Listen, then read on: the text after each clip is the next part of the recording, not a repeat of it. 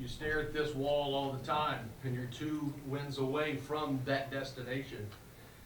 Has it sunk in that you are this close, and maybe this time with a realistic shot that you may not have had before? You know, I was thinking about this earlier. You know, in 2016, when I was at Mississippi State, we were in a super. So we did a super in 16, 17, help me out, 23 and 24. And each time I really believed that we were going to win and go. I don't think as a coach you don't get this far and don't think you have a realistic or unrealistic chance. I would think that all 16 teams that are, you know, fighting for these 8 spots to go there, that we all feel good about our teams. But does that mean it's easy? No. No, there's going to be a lot of work, and it'll be an absolute war this weekend. But thankful that we're at home. I do know that. Thankful that we have a chance to do it here as opposed to having to do it on someone else's field. Nick, with Travis, that man, I don't know how to say his last name, coming, you're going to have to face probably the top 3 hitters in the draft at some point this season. You talked last week about not letting those guys beat you. What does the strategy have to be? Yeah, so we continue to watch video on him. He is a super talented player, and he is, not only does he have the ability to hit for power, but he can absolutely fly. So this is a little different than maybe some of the other guys, to where if you just walk him, there's no threat of the stolen base. It's going to take a double to score him, you know, or maybe a triple to score him. This guy is super, super talented on so many levels, and his speed is one of the things that changes the game for him, because just because you put him on first base in one pitch, he could be on second base, and it's like you just gave up a double. So I think we'll have to be really careful and continue to watch video of what's the best way to attack him.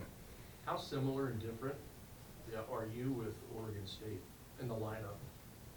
You know, after watching them, there is a lot of similar characteristics. You know, they have the ability to steal bases, they have the ability to hit home runs, they hit for average. It is a team filled of guys up and down their lineup that know how to work and manage their way through at-bats, very similar to us. Brian Hagan now was a guy who was the 2nd highest ranked recruit you all had ever signed when he got here. He thought he was going to be the ace of the future. His career has gone differently than that.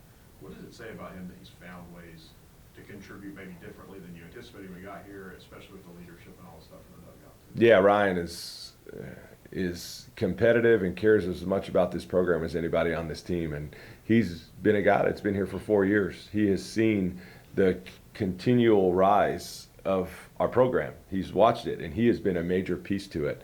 And Ryan has had a couple injuries that have kind of set him back some, and to his credit, what has he done every time? It just keeps coming back and back and back and back and back. And I can tell you this, you look at what he's been able to do on the field for us, just look at his numbers. It's been unbelievable. But maybe just as unbelievable is the type of person. And you guys know the story from a year ago. We were at Southern Illinois, and we were not happy with the way the team was competing. And I basically gave him the keys to the Lexus. I'm good friends with my buddy Rick Avar at Lexus. So I gave him the keys to the Lexus, okay? And just basically told him, this is yours. You driving this dugout, it is yours. And by the way, it's a really smooth ride. But hey, this is your dugout. From now on, I am not getting upset with anybody in this dugout. It falls on your shoulders. Do you understand? He's like, yes, sir. And I'm like, looking at him. And so really from that day on, if we need anything, if any of our coaches, if anything, I just go to him. And he literally runs that dugout. So not only is he like performing on the field, think about the impact he's making in the dugout. Like, I'll look over and there's something on my mind. I'm like, can you find me Hags? And he'll come over. And same thing with the other coaches. It's like, hey, we need to remind the guys about, it doesn't matter what. It could be as simple as the turf is wet. We got to slide a tad earlier. Make sure you tell every position player, yes, sir, I'm on it. Hey, turf's wet. What did I just say? Turf's wet. Slide what? Early. Boom, boom, boom, boom, boom, boom. It doesn't matter.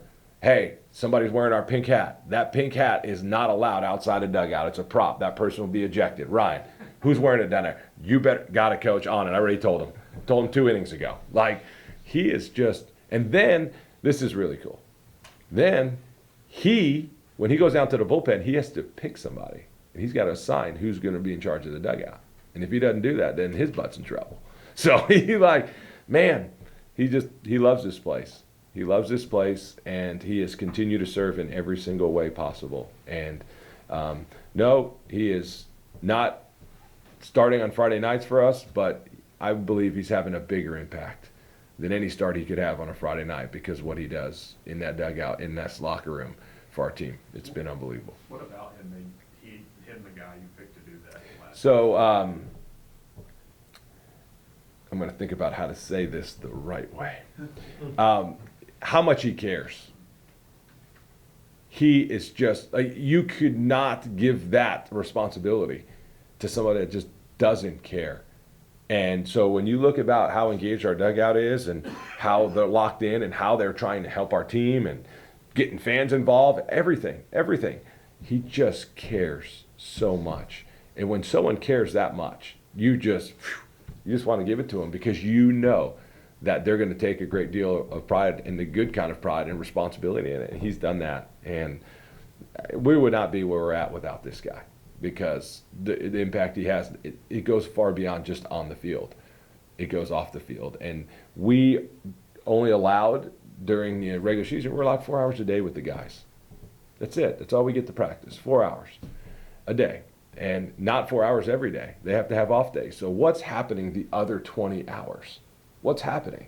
Like who is helping lead and guide and build a culture and a team? And he's one of those guys that has continued to just build and make our program better, not only on the field, but up there and off. It's pretty awesome. Nick, you had a quote after the regional last year. I think I'm going to botch it, but it was something like, the past is gone, the future is uncertain, the present is right here for you, and that's why they call it a gift.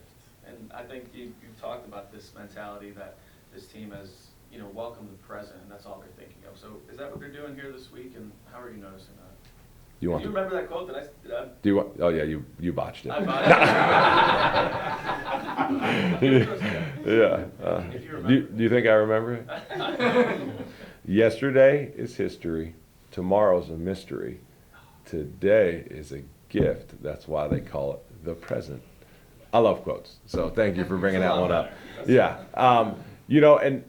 and especially in the day of age now in social media, this is harder than ever because a lot of times everything you say and do, it is just regurgitated over and over, and things gain traction, right? And these guys are on social media, so when that happens, it could just keep being brought up and put in your face, and just over and over and over again, right? So yes, we talk about that a lot. And even just from the mental side, I had a sports psychologist teach me something that really resonated with me. He said that people that struggle from depression, they live in the past a lot. Maybe some of the decisions and things they struggle with, that could lead to some of the struggles that they're having. And sometimes people that struggle with anxiety live in the future too much, right? Because they're just worried about what's going to happen next. And I think if we're being honest, we've all been there at some points in our life, whether it's personal, professionally, whatever, right? We've all been there. We've all thought and rehashed things that we could have done different.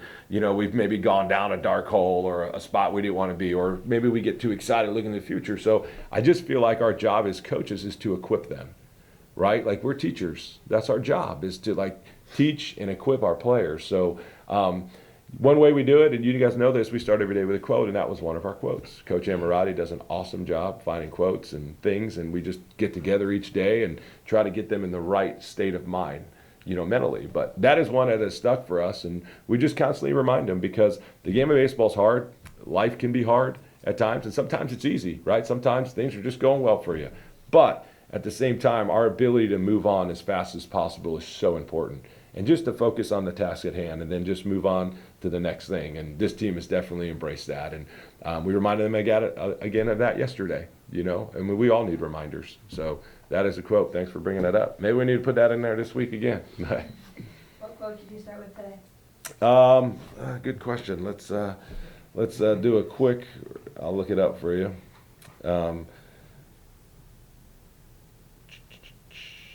See what we're talking about today. The best teams always have the most fun in whatever they're doing. So just a reminder, they better be having fun. But And I'll remind them today that I'm all about having fun, but the building block of that is number one, you have to compete. If you don't compete, you're not having fun, and I will not allow them to have fun because that is not fun. So they'll learn and understand that, and they do a great job of this, as you guys know, but the message today would just be reminding them about our competitive spirit and how it starts with that. And then while we're in that competitive mode, it can also be fun. Yeah. Can you talk a little bit about like the energy of this week from the guys and some of the things you've heard the players talking about? I know you say they lead the dugout and they play a lot of leadership roles. So what have you heard, them kind of talking about within that group? So I've heard them talk about KPP and the fans, about how electric it'll be. They've mentioned that, and they've mentioned the dugout. We're having a team over at my house. This is something we typically do. Multiple times a year, we just have them over our house and we feed them and just let them hang out. We'll have all the families and the kids running around, and we have a lake in the back if they want to swim or fish, and just let them all hang out. We have a pickleball court we spray painted in our cul-de-sac, so if they want to play pickleball, whatever, throw the football with the kids, jump on a trampoline, whatever, just let them just be with each other and be with us outside of just on the field.